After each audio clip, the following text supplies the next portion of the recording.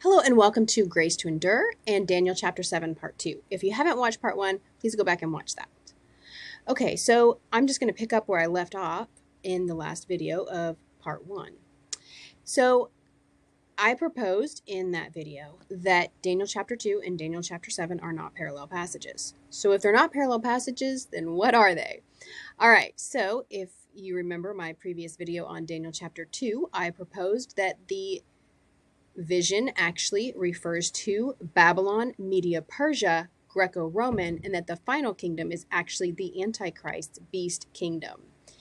Well, I believe that Daniel chapter 7 is actually a close-up of very critical and important details that we need to know about the beast's final kingdom on earth. And I'm going to try to prove that from scripture.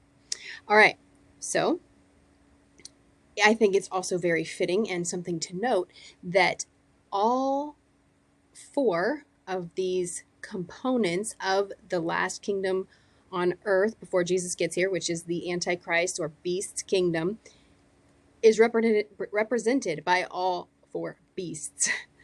So, all right, let's go ahead and look at Daniel chapter 2 and verse 39. And we're going to look at the language in chapter 2 and how it really shows very clearly that one kingdom comes, it finishes its entire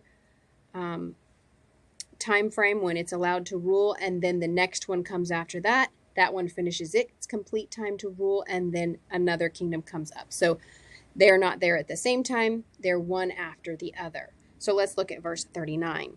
After you, there will arise another kingdom inferior to yours, and then another, a third kingdom of bronze, which will rule the whole earth. And then 40 goes on to talk about, and then a fourth kingdom.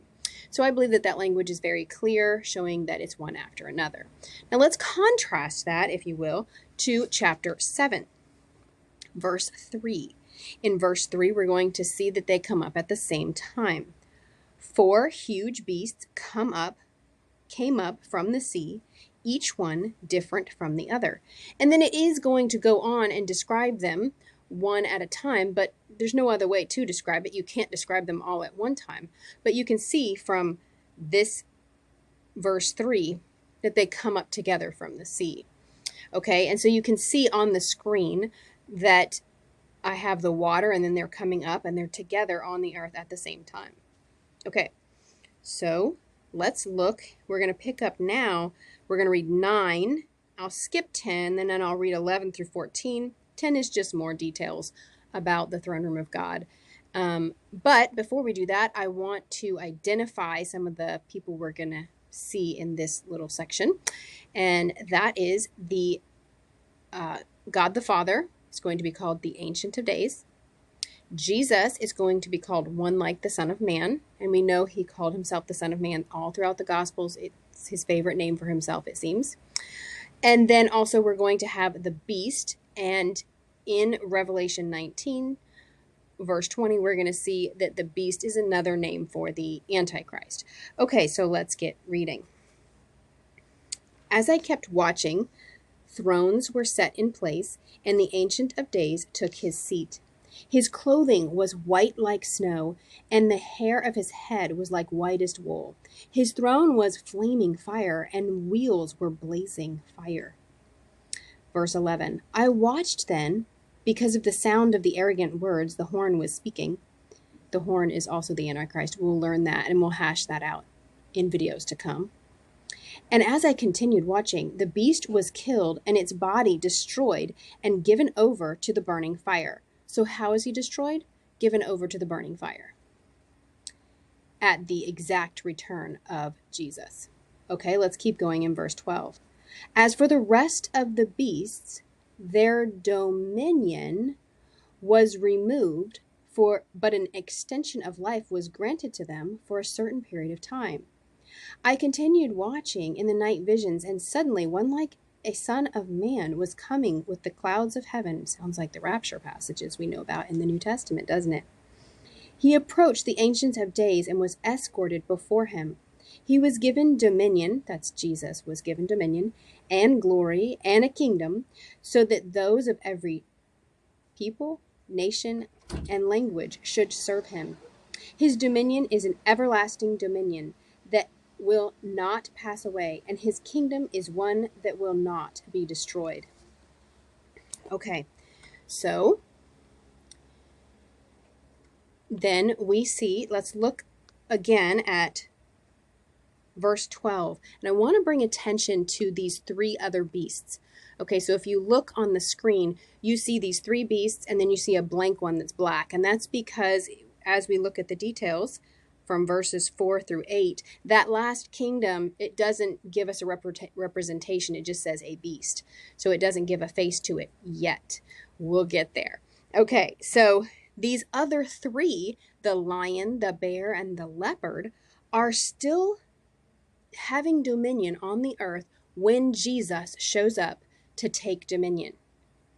So this is another reason why we cannot see Daniel chapter 2 as a parallel, because Babylon, Media-Persia, and the Greco-Roman Empire are long since gone by the time Jesus returns.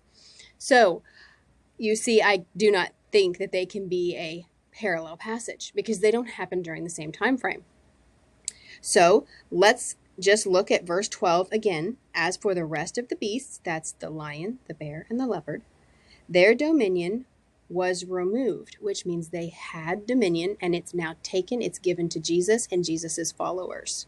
That's what verse 14 is all about. Okay? But then they're given an extension of life for a short time before their judgment is complete. So their dominion is taken away, but they haven't gone to their complete judgment yet. Okay? All right. So they're still living. Now let's contrast that with verse 11, where it talks about the beast himself. So the beast, or the Antichrist. Okay, what does it say about him? The beast was killed and its body destroyed and given over to the burning fire. Now I want us to turn to Revelation 19 and verse 20, and I want us to see what happens to the beast here, and let's see if it lines up and is exactly the same. Verse 20, but the beast was taken prisoner along with the false prophet who had performed the signs in its presence. He deceived those who accepted the mark of the beast and those who worshipped its image with these signs. Both of them were thrown alive into the lake of fire that burns with sulfur. So at the return of Jesus, what happens to the Antichrist? He is literally taken straight and just put into the lake of fire. He's done. Okay, so I would propose that this is the parallel. This is what we're seeing here. Okay, so I look forward to doing the following video in which we will look at the rest of what is on this particular PowerPoint, the 1 through 7, the 1 through 10, and we're going to look a little deeper into what that means. I look forward to doing that video, and I will see you next time.